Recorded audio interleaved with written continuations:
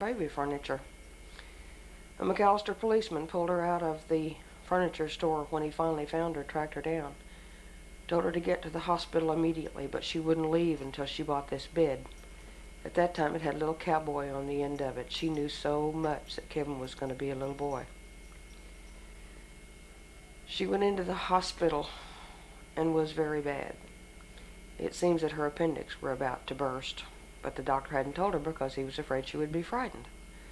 Kevin was born on Tuesday night then, and the next morning she had an appendectomy, and supposedly a hysterectomy. And then about 1967 or 68, she had gallbladder surgery, and the doctor came out and said, "Mr. Lackey, your wife did not have a hysterectomy. What do you suppose the doctor removed?" And Daddy looked at him kind of seriously and said, "Well, as far as I remember, I guess he removed about $600. But this bed raised Kevin and Vicky and 2 or 3 other of Mother's cousins or second cousins' children, and Brent and Paige and Rhys and Wade and Drew. The little china lamp with the blue bird was Grand Rose. Set of silver, necklace and earrings and bracelet all belonged to Grand Cole. I had it appraised one time, and it's not worth very much, but it is hand-wrought silver. The amethysts are not real, but I always liked it. These little pearls and diamonds were Mother's. I never saw her wear them very much, but I feel very close to her when I wear them. Keisha, remember one time when you wanted to borrow some rhinestones and I tried to loan you this bracelet? You wouldn't take it because of the specialness it was to me. It's yours. I was a junior in high school, and I used to think it was funny to dress Joy and Carol and I alike. I always thought it was kind of stupid. And I had a green formal, and Carol had a white one, and Joy had an orchid one, and I wanted something to be different. I was working at a show then, and I made $11.20 a week. I worked every night, Sunday through Friday, from 6:30 till 10. Then I went back to work on Saturday at noon, got off at 5, went back at 6:30, and worked till about midnight. That was my week's work, and then Sunday afternoon for 2.5 hours. I found this bracelet at Hunt's in McAllister, and it was on a table that said sale marked. It was around $5. And I wanted that so bad. And when I took it to the cashier, she said, "Oh, that's a mistake."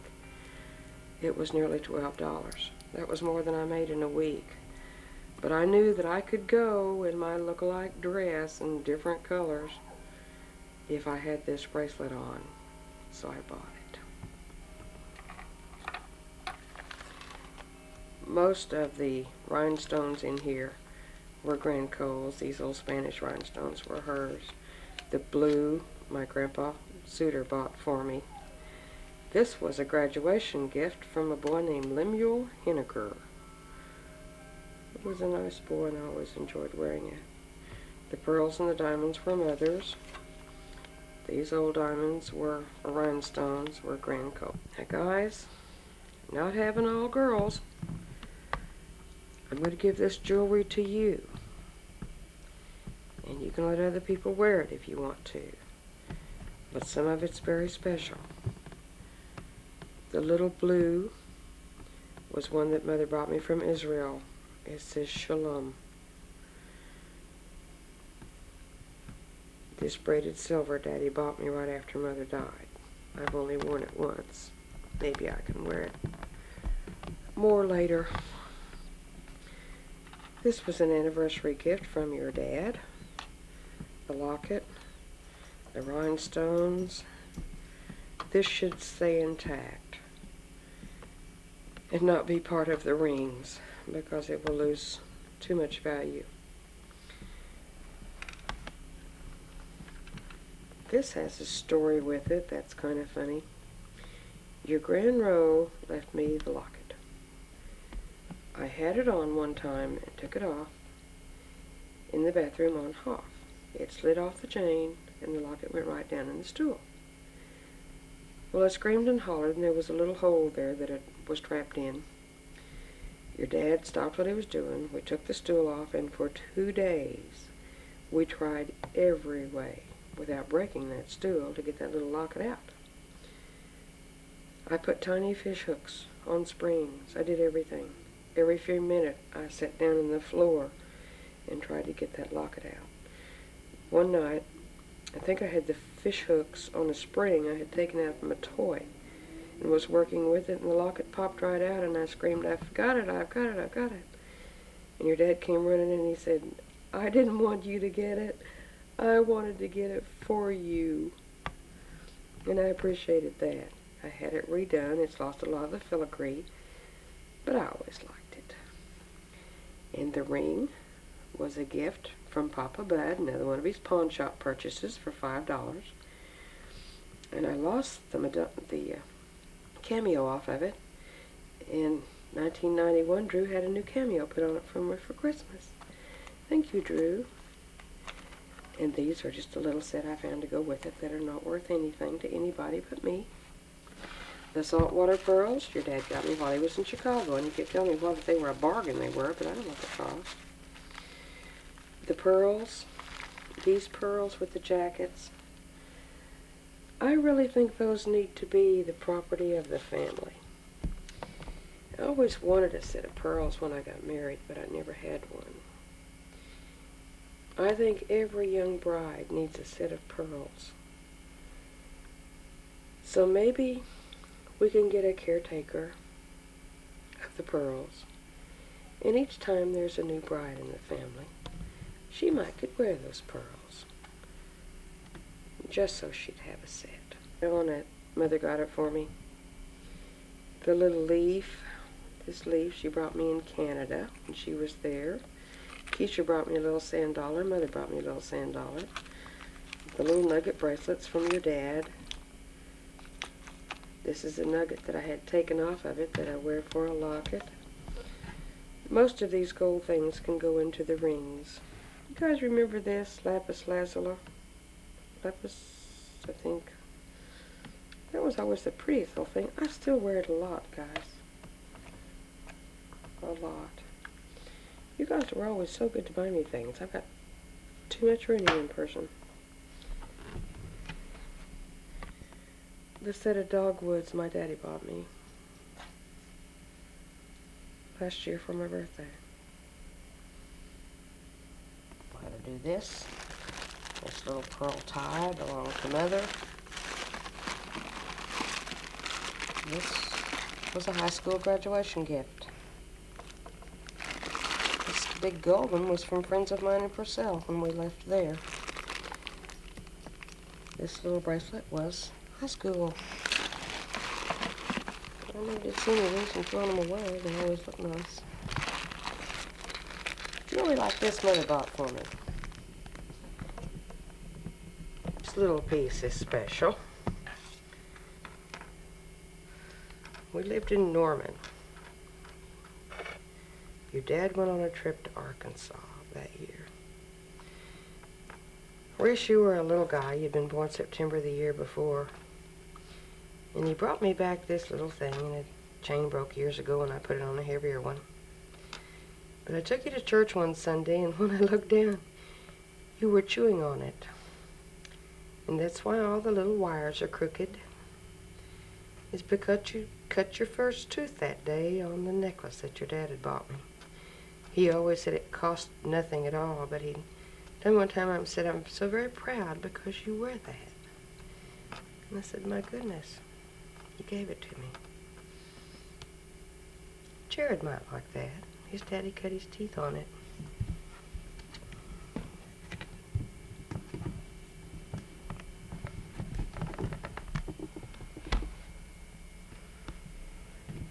The little tables, 2 of them, were Grand Coles.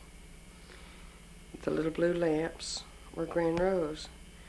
She gave them to your daddy one time just after they moved into Holdenville, I guess. Said she wanted him to have them.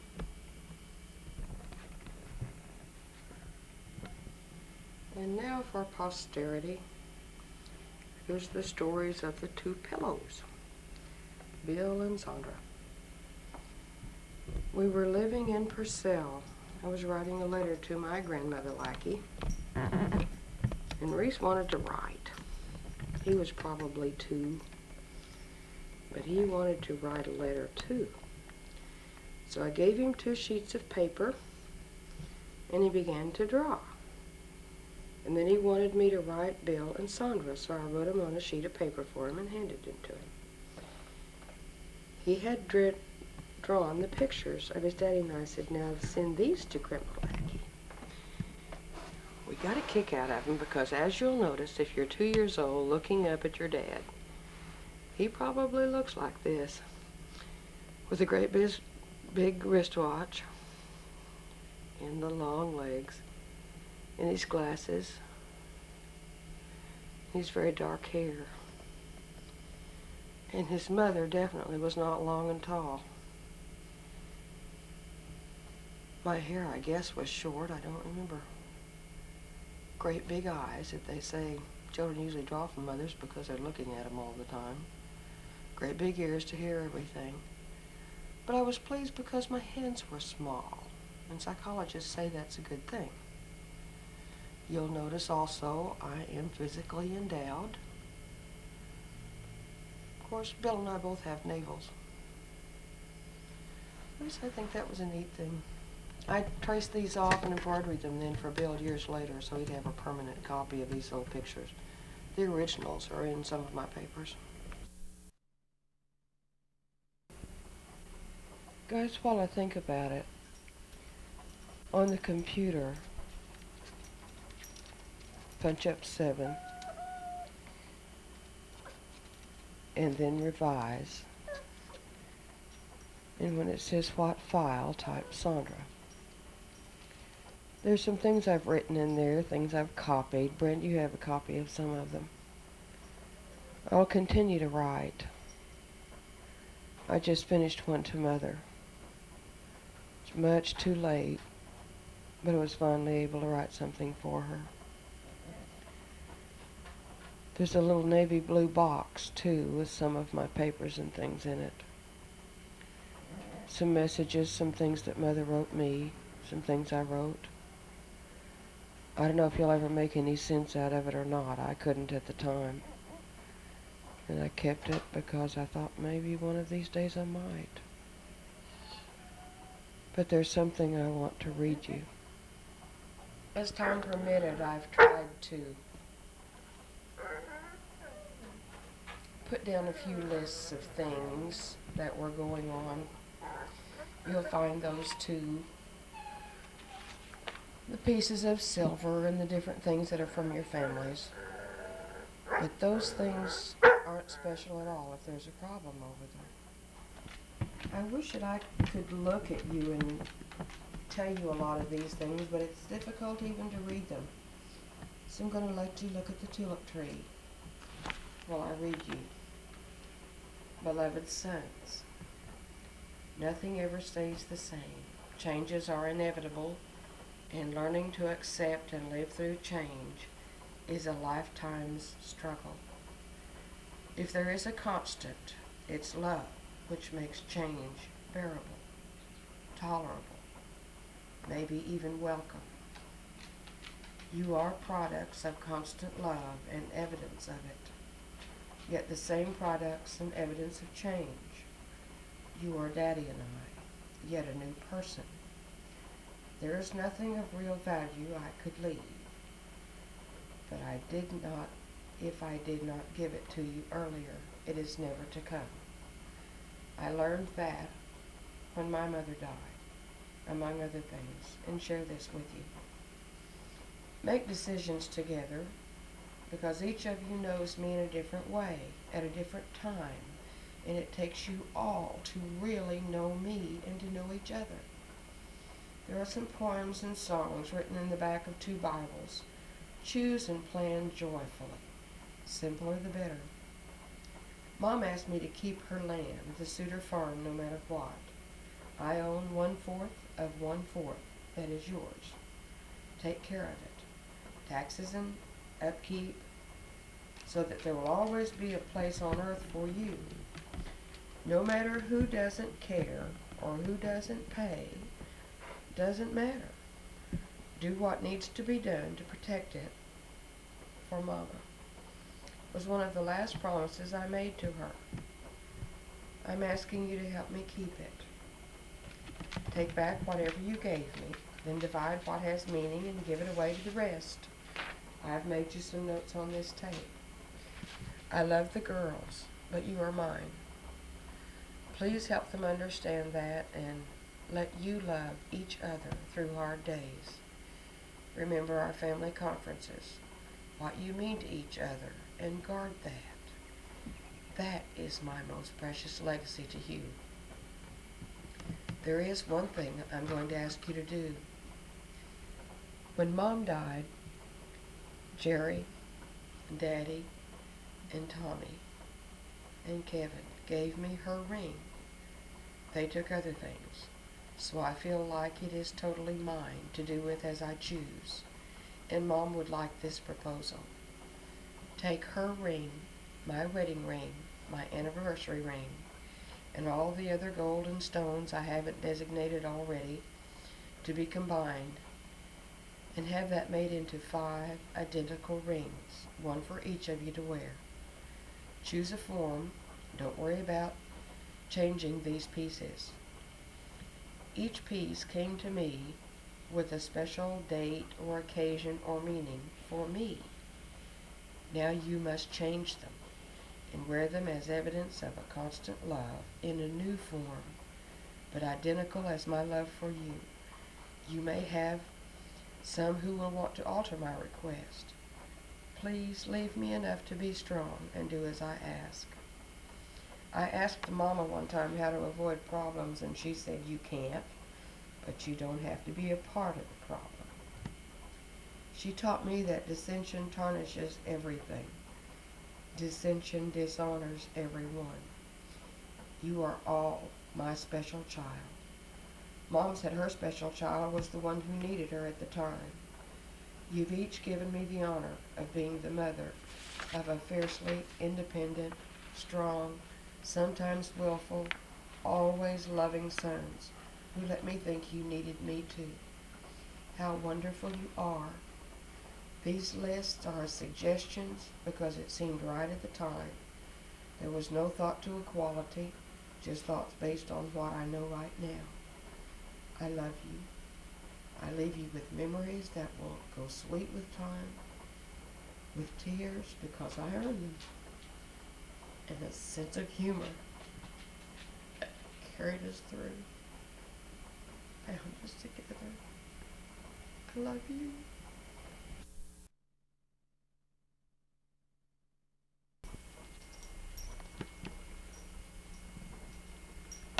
I'm going to continue a little bit as I just come across things.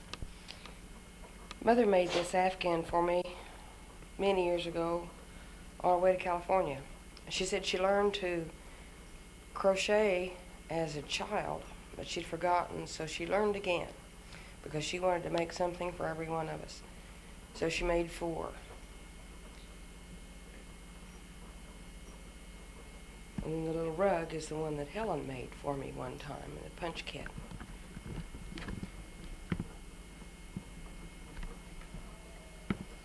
There's another long Afghan of squares that Catherine Schwab made for your daddy. And 2 crocheted pillows that she made, and lots of little crocheted Easter eggs, and a little crocheted rabbit, and a crocheted egg basket. All those Catherine made for me.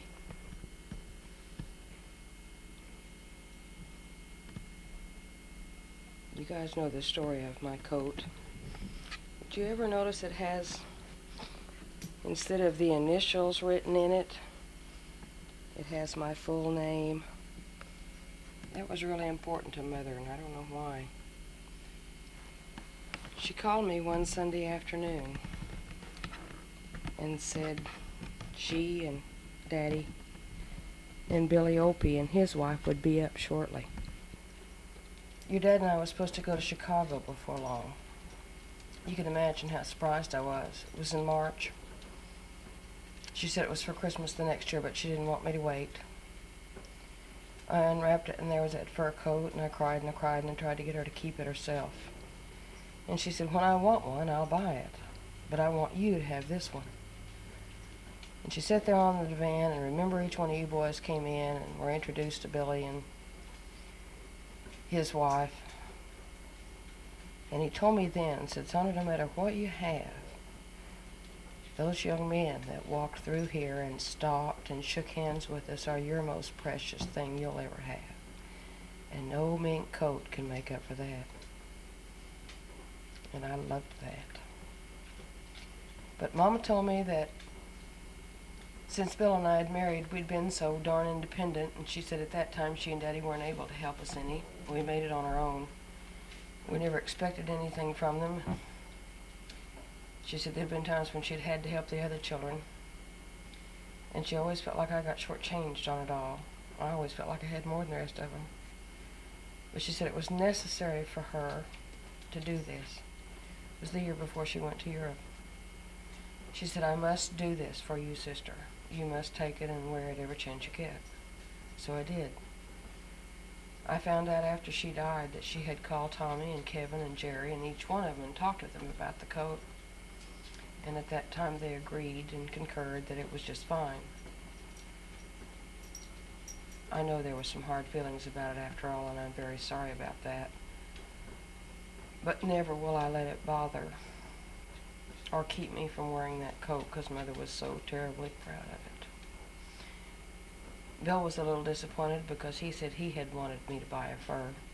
Well, I certainly never discouraged him and never will. But I hope he understands there are some things that Mother needed to do. And sometimes I've done that. I've jumped in and done things when you or someone else wanted to do them for you. But there are certain needs, and that was one of Mother's needs. I never really understood that. Another fur coat. We married in 58, but the Christmas of 57, Mother bought me a little brown fur stole she found at Johnny Brown's on sale, and she was so terribly proud of it. And she wore it to my wedding. I insisted that she wear it. And I wore that so much. I always wondered what made her think that at 19 years old I needed a fur coat, a fur stole. But the last thing she ever said to me audibly, and the last thing that she ever wrote to me, was, Sister, be a lady. And I guess in her mind, in order to be a lady, you had to have a coat.